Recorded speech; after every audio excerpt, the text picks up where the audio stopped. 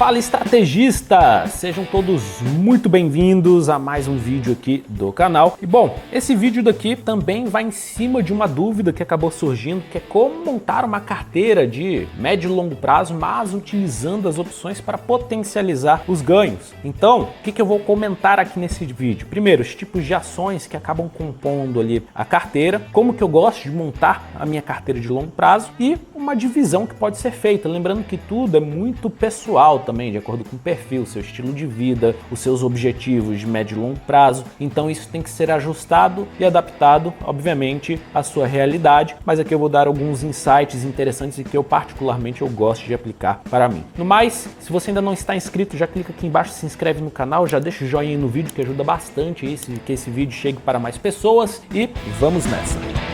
Bom, para começar tudo, vai partir de uma tese de investimentos, de como é que você aborda a sua carteira. Como é que você aborda a sua carteira no curto prazo, no médio prazo e no longo prazo. Muitas pessoas acabam abrindo mão do médio e do longo prazo, pensando tão somente ali no curto prazo, gerar dinheiro agora. E esquecem de um poder que a gente tem ali fantástico no mercado, que é o poder dos juros compostos. Então, quanto mais tempo a gente deixa essa bola de neve crescendo, ela vai ficando cada vez maior e maior. E é importante olhar para isso, porque isso vai agregar riqueza lá na frente, sem você acabar tomando riscos desnecessários. Então, quando eu falo aqui da minha tese de investimentos e particularmente como é que eu trabalho para mim, eu gosto de pensar em ações e em um primeiro momento vislumbrando o crescimento do patrimônio. Lá na frente, quando você já tiver um patrimônio grande o bastante, alguns milhões na conta, e caso você queira viver tão somente ali da renda passiva, beleza, você pode migrar de perfil, reestruturar a sua carteira e as suas estratégias também, se você for abordar essas estratégias com opções. Mas basicamente no mercado financeiro, a gente poderia dividir aqui os tipos de ações em três, né? E obviamente vão ter ali algumas outras classificações, mas no geral a gente tem as empresas ali que a gente fala de growth, de crescimento, que envolve muito uma tese de investimentos que está por trás ali daquele ativo. Então são empresas que são mais arriscadas, que tem um potencial de crescimento, como foi a Amazon lá atrás, como foi a Apple, mas que tem muita chance ali de não dar certo também, né? Então são essas empresas de crescimento e que também eu chamo de empresas de tese de investimentos, tá? Você tem as empresas que são empresas de valor, que vem ali do Value Investing, são empresas que têm um valor, né, que já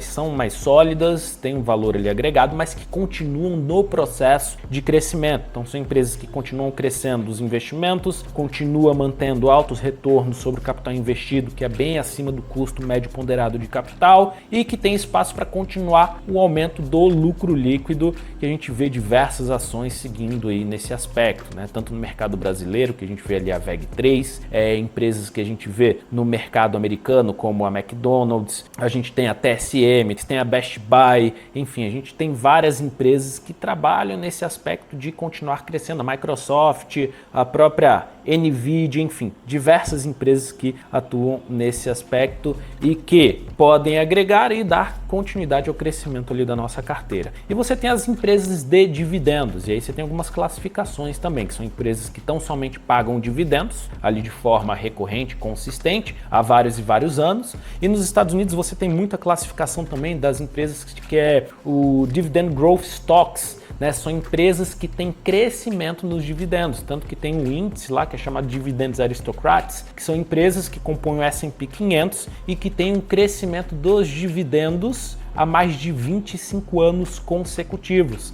Então também é muito interessante. E eu particularmente, eu sempre trabalho da seguinte forma, independente se é uma empresa de valor, uma empresa de dividendos, eu olho o componente no geral, a empresa, né, se ela tem uma boa performance, se ela tem expectativa de crescimento ou não. Eu olho para o risco, se é uma empresa que tem boa liquidez, se é uma empresa que tem uma boa alavancagem, índice de cobertura de juros, se tem fatores de riscos que podem complicar a companhia ali na frente, né, obviamente complicar a performance, e olho o preço. Então, eu sigo muito à risca aquele ditado de compre ações dos canhões e venda ações dos violinos, e que o Howard Marks também aborda bastante ali no livro dele de Dominando os Ciclos de Mercado, que é ser agressivo na aversão e conservador no otimismo, porque a gente consegue trabalhar com empresas boas que têm um risco relativamente baixo e um potencial gigantesco de crescimento. Quando falamos de empresas de dividendos, o que acontece? São empresas que elas chegaram num ponto onde elas têm um lucro mais linear, já não tem um lucro líquido crescente. Isso porque a gente não vê um crescimento tão expressivo dos investimentos da companhia e muito por causa da eficiência, do retorno que ela consegue obter sobre o capital investido,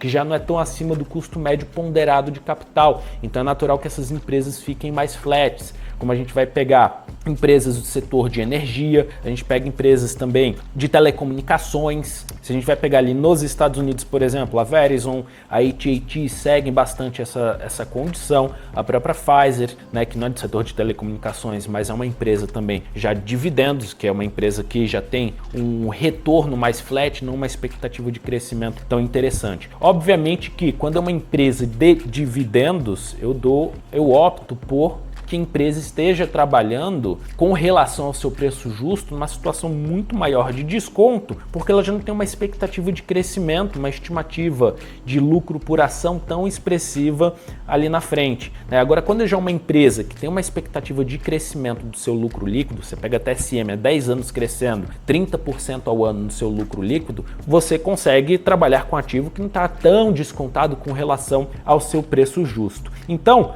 a divisão que você faz na sua carteira, obviamente depende do quê? Depende do seu momento, do seu perfil de risco, né? Para essas empresas que envolvem empresas de teses de investimentos, eu particularmente não recomendaria colocar mais de 10% ali que você tem de capital nessas empresas, porque são empresas que, beleza, pode uma ou outra dar certo, mas muitas vão flopar, né? Elas não vão para frente. Obviamente que um pequeno capital que você coloca ali, é o que é chamado de opcionalidade, pode agregar muito retorno para a sua carteira. Então você pode deixar uma parcela disso daí. A depender da situação do seu volume financeiro, você pode optar mais por empresas de dividendos e de crescimento de dividendos também, ou empresas de valor. Então eu comumente acabo optando mais pelas empresas de valor, algumas poucas de dividendos, quando estão trabalhando com bastante desconto frente ao seu preço justo. E como eu falei, isso é muito específico e individual de cada um. Então é importante você entender o seu momento, o seu cenário,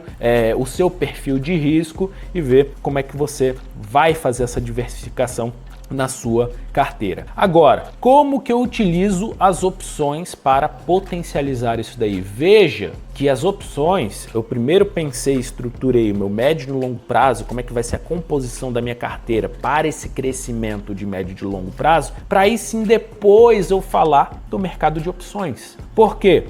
Como Warren Buffett fala, opções é uma ferramenta, uma excelente ferramenta para gerar renda e proteger a carteira. E o nome já fala, opções é uma ferramenta. Ela serve para potencializar a sua carteira. Então trabalho muito com estratégias de venda de put de ações que eu quero comprar. Eu posso trabalhar com strangle vendido coberto também para empresas que eu quero comprar, mas ao mesmo tempo não quero perder um potencial de alta, e esse strangle vendido coberto, eu faço a cobertura com uma opção mais longa, comprando uma opção mais longa, fazendo a venda de call, a venda de put. Se eu tiver que comprar a ação, beleza, eu fico com a ação mais uma opção longa que vai agregar exponencialidade ali para a minha carteira. E evidentemente, se o mercado sobe, eu consigo manejar a parte do lançamento coberto ou encerrar o lançamento coberto ali com uma breve condição de prejuízo, mantendo essa opção longa que vai me garantir o posicionamento frente ao upside ali de um ativo. Então aqui, se vocês forem ver, eu nem olho tanto ali para nome de estratégia, estratégia tal, XYZ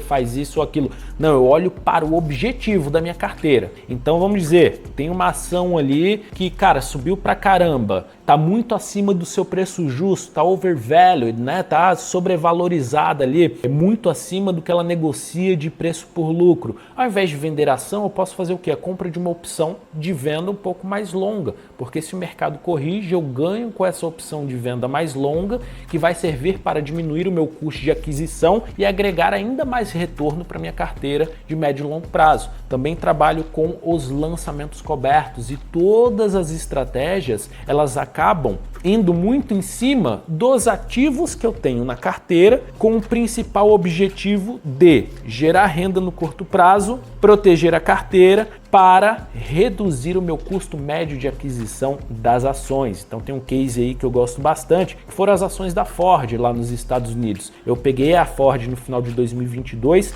confesso que eu comprei mal ali ela, paguei $16 na ação, com as estratégias de renda, sejam os strangles vendidos, onde eu abri a possibilidade, enfim, para comprar mais ações a um preço menor, mas dando continuidade à geração de renda ali no processo de lançamento coberto, e outras estratégias de renda também, eu consegui reduzir o meu custo de aquisição dos $16 para $8. E ela só atingiu esse valor de $8 tão somente no Corona Crash ou na crise de 2008. Então, ela nunca tinha atingido esse valor de $8 desde o momento que eu fiz a aquisição da companhia. E com isso, mesmo o mercado ali na casa de seus $12, $13, a ação está agregando um baita de um retorno. Isso sem tantas preocupações, porque eu não fico trabalhando com operações, posições especulativas, tendo ali que vender o almoço para comprar a janta, mas não. É toda uma atuação de curto prazo no processo de geração de renda para potencializar o meu médio e longo prazo e fazer com que essa minha carteira performe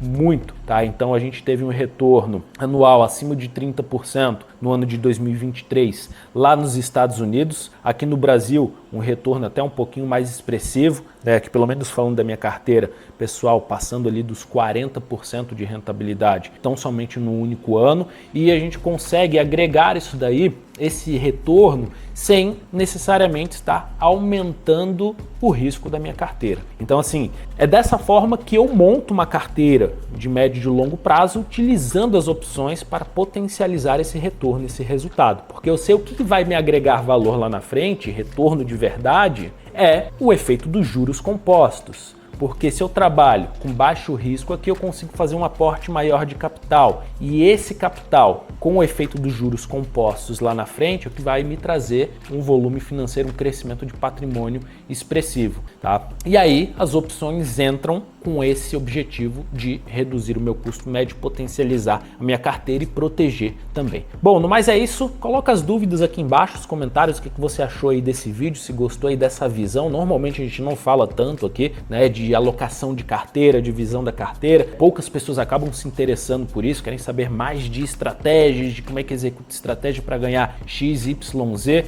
mas eu quis falar um pouquinho mais sobre essa divisão da carteira, que foi uma coisa que muita gente acabou me pedindo também. Então deixa aqui nos comentários o que você achou, as suas dúvidas. Se você quiser aprender como montar uma máquina de renda utilizando o mercado de opções e como que a gente estrutura essas estratégias, eu fiz uma masterclass que eu vou colocar o link aqui embaixo, é só você acessar, assistir. É uma masterclass aí, um pouquinho mais de tempo para você assistir com tranquilidade, com calma, e eu acredito que você vai gostar bastante, vai agregar bastante para você. No mais é isso, deixa o seu joinha aí no vídeo se tiver gostado, se inscreve no canal e até o próximo vídeo.